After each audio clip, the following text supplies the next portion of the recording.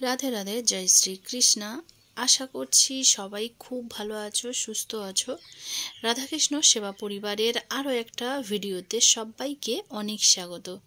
তো আমি এই ভিডিওটা বানিয়েছিলাম ঠিক সংক্রান্তির আগের দিনে, যেহেতু মার্কেট গিয়েছিলাম আমার প্রয়োজনে।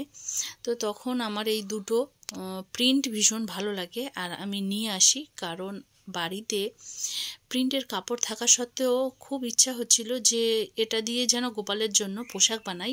তো সেটাই দিয়ে আমি গোপালের জন্য পোশাক বানাচ্ছি আর রায়ের পোশাকও বানিয়েছি। তো চলো দেখা যাক যে আমি কিভাবে সেলাই কাটিং থেকে আর সেলাই কিভাবে করি, তো সেটাই দেখাবো। এর আগেও কয়েকবার কিন্তু এমন ভিডিও বানানোর রিকোয়েস্ট এসেছিল, তো বলা যেতে পারে এটা কিন্তু এক রিকোয়েস্টেড ভিডিও। আর আমি যেহেতু রায়ের জন্য পোশাকটা বানাচ্ছি, তাই এখানে 6.5 ইঞ্চি চওড়া রেখে একটা কাপড় কেটে নেব। সেটা 55 ইঞ্চি লম্বা বা 60 ইঞ্চি লম্বা নেওয়া যেতেই পারে, তবে আমি এখানে 55 ইঞ্চি লম্বা একটা কাপড় কেটে নিচ্ছি, আর যার চওড়া রেখেছি 6.5 ইঞ্চি। গোপাল আর রাই দুজনের জন্য কাপড়ের যে চওড়াটা সেটা কিন্তু আমি একই মাপেই রেখেছি। আর যেহেতু আমার ছোট্ট রাই 8 ইঞ্চি 8 নম্বরের, আর লাড্ডু গোপাল কিন্তু 9 নম্বরের। আর আমি খুব বেশি বড় যে ঘের সেটা পরাতে পছন্দ করি না, তাই আমি একটু ছোট রাখতেও পছন্দ করি অনেক সময়। তো লাড্ডু গোপালের জন্য একটু ছোট হবে, কিন্তু রায়ের জন্য মনে হয় একদম পারফেক্ট হবে। আর এই লেসটা দিয়েই আমি পুরো ড্রেসটা বানাবো। তো আমি ঘেরের জন্য লং কাপড় কেটে নিয়েছি, আর এক্সট্রাভাবে আমি এখানে 4 ইঞ্চি চওড়া করে একটা কাপড় কেটে নিচ্ছি। তো এই কাপড়টা অনেকটা আমার ছোট গোপালের জন্য পোশাক বানাবো, আর এটা দিয়েই কিন্তু আবার ওপরের যে জামাটা রায়ের, যেটা চলি, সেটাও বানাবো। আমি কাপড় শুধু 4 ইঞ্চি চওড়া করে একটা কাপড় কেটে নিচ্ছি। যারা চ্যানেলে নতুন এসেছো তারা অবশ্যই চ্যানেলটাকে সাবস্ক্রাইব করে নিতে পারো, আর যদি ভিডিওটা ভালো লাগে অবশ্যই একটা লাইক, শেয়ার, কমেন্ট করতে একদম ভুলো না। আর এই কাপড়টার নিচে যেহেতু আমি কটনের ড্রেস বানাচ্ছি, আর আমি চাইছিলাম যে একটু আরও ভালোভাবে বানাতে, তো আমি তলায় এই ধরনের সাদা কাপড় অ্যাড করেছি অস্তর হিসেবে। অনেক সময় আমি সুতির কাপড়ের নিচে অস্তর ইউজ করি না, আবার অনেক সময় কিন্তু আমি অস্তর হিসেবেও সুতির কাপড় ব্যবহার করি। আমি মেশিনে বসেছি, আর সাদা কাপড়ের ওপরে আমি এই কাপড় রেখে, যেটা পাড়ের সাইডে যেখানে আমি লেস ইউজ করব, সেটা দুটো সোজা সাইড একটার ওপর আরেকটা রেখে আর আমি সেলাই করে নিচ্ছি। ফাস্ট নিয়ে যেতে হলো, কারণ তাহলে ভিডিওটা কিন্তু অনেকটা বড় হয়ে যেত। তো আমি এখানে একটু ফাস্ট দেখাচ্ছি। যারা যারা চাও যে আমার কাছে পোশাক বানাবে, তারা অবশ্যই স্ক্রিনে দেওয়া নাম্বারে কন্ট্যাক্ট করতে পারো। আর যদি কোনো পোশাক ভালো লাগে, বা নিজেদের আমার ছাড়াও যে কোনো পোশাক যদি ভালো লাগে, একটা স্ক্রিনশট দিয়ে আমার কাছে হোয়াটসঅ্যাপে মেসেজ করতে পারো।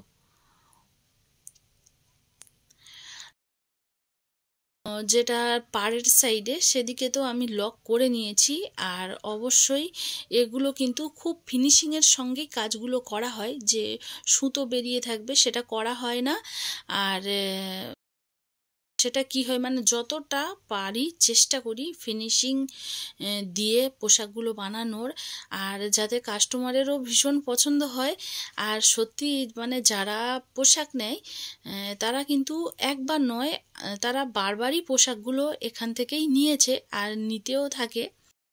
দেখো আমার বর্ডার লাগানো হয়ে গেছে, আর এবারে আমি কিন্তু কোমরের দিকে আমি এবারে প্লেট ফেলতে শুরু করে দিয়েছি।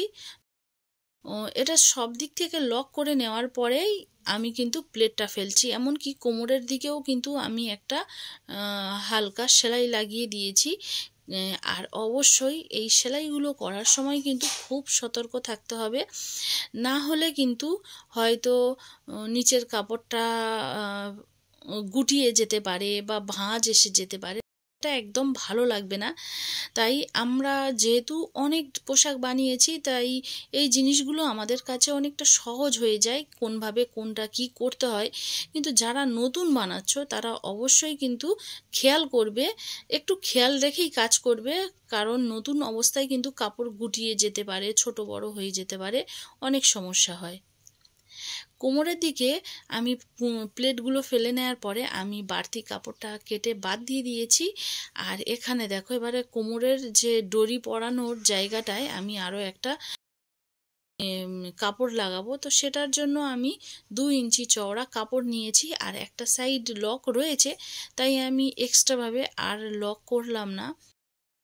এটাকে যখন আমরা কোমরে লাগাবো তখন আমাদেরকে সব সময় ব্যাক সাইডে আগে এটাকে লাগাতে হবে। অবশ্যই খেয়াল করবে যে আমি কিভাবে ব্যাক সাইডে লাগাচ্ছি, কোন সাইডটাকে সোজা সাইডে কোন দিকে রেখেছি, আর যেটা উল্টো সাইডটা সেটাকেও কোন দিকে রেখেছি।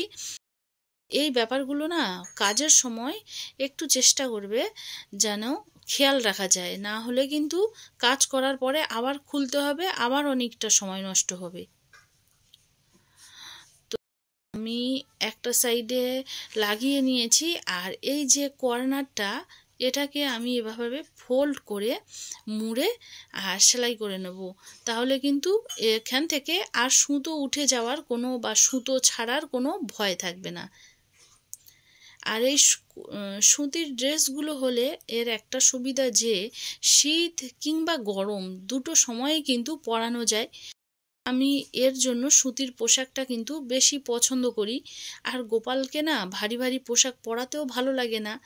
আগে আমি গোপালকে অনেক সময় যে বুকরমের ওপরে কাজ করা পোশাকগুলো পরাতাম, কিন্তু নিজের একটা ভাব আসে যে এমন পোশাকগুলো পরালে গোপালের কষ্ট হতে পারে, আর ওই পোশাকগুলো সত্যি ভারী ধরনের হয়, গরম লাগে। তাই আমি ওই পোশাকগুলো আমি অনেকগুলো পোশাক বানিয়েছিলাম, তা সত্ত্বেও আমি পোশাকগুলো একটু এড়িয়েই চলি।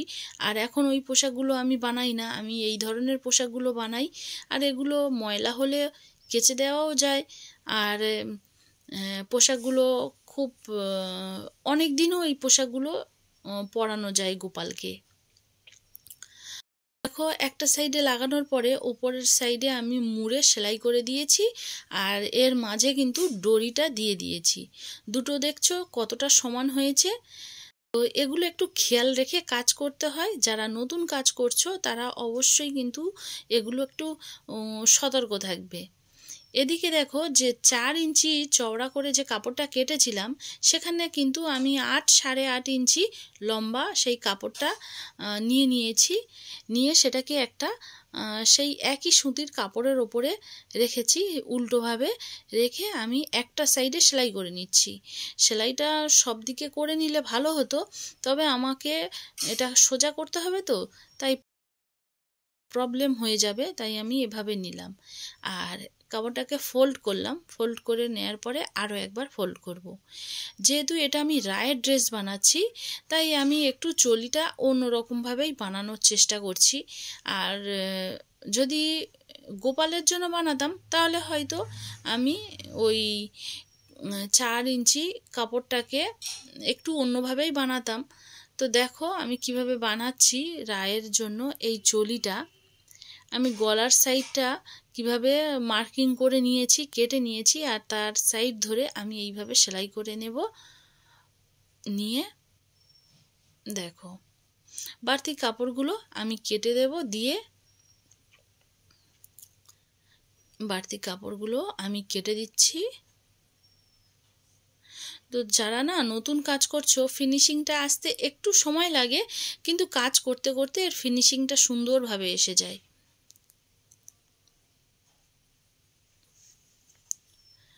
আর এই যে সাইডগুলো না সোজা করতে গেলে আমাকে কিন্তু সাইডগুলো একটু ছোট্ট ছোট্টভাবে কেটে দিতে হবে, না হলে কিন্তু কাপড়গুলো যখন সোজা করব তখন ভিতর থেকে গুটিয়ে থাকবে আর সেটা দেখতে মোটেও ভালো লাগবে না।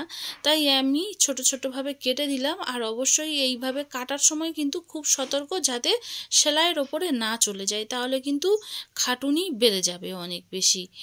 তো দেখো এই ছোট ছোট কাজগুলোর ক্ষেত্রে একটা কলম কিংবা কিছু একটা রাখতে হয় সরু ধরনের, যাতে সহজে এগুলো কণাগুলো কিন্তু মানে ঠেলে ঠেলেই সোজা করতে হবে, এমন অবস্থা হয়ে যায়।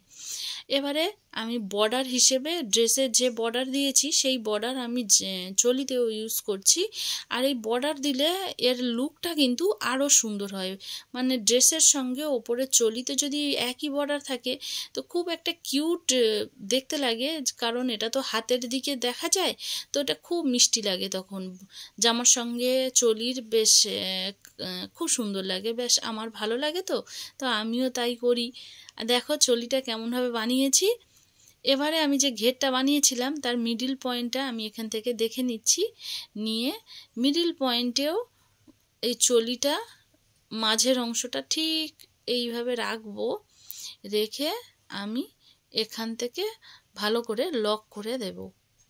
তো এটা না যখন আগে বানিয়ে নিলে, মানে কোমরের যে আমি দড়িটা লাগাচ্ছিলাম আগে বানিয়ে নিয়েও ওই দড়ি লাগানোর সময় তখন এটার সঙ্গে অ্যাটাচ করে দেওয়া যেতে পারে, আবার পরেও যেভাবে এখন বানাচ্ছি যে চলিটা রেডি করে নিয়ে পরে অ্যাটাচ করছি, তো যার যেমনটা সুবিধা হয় সে তেমনভাবেই বানাতে পারে। আমি দুরকমভাবেই বানাই, আবার আজ এইভাবেও বানাচ্ছি। তো দেখো ড্রেসটা কত সুন্দর একটা ড্রেস তৈরি হয়েছে। আর এই একইভাবেই কিন্তু আমি আরও আমার গোপালদের জন্য পোশাক বানাবো। আর বন্ধুরা যারা যারা এমন ধরনের পোশাক পেতে চাও তারা অবশ্যই স্ক্রিনে দেওয়া নাম্বারে কন্ট্যাক্ট করতে পারো। আর এই দেখো আমার বড় গোপালের জন্য এই পোশাকটা, আর ছোট গোপালের জন্যও তো বানিয়েছি। তো এটাই আমি পরিয়েছিলাম সংক্রান্তির দিনে। তো বন্ধুরা ভিডিওটা তোমাদের কেমন লেগেছে অবশ্যই জানিও, ভালো লাগলে লাইক শেয়ার কমেন্ট করতে একদম ভুলো না। আবার আসবো পরের ভিডিও নিয়ে। রাধে রাধে।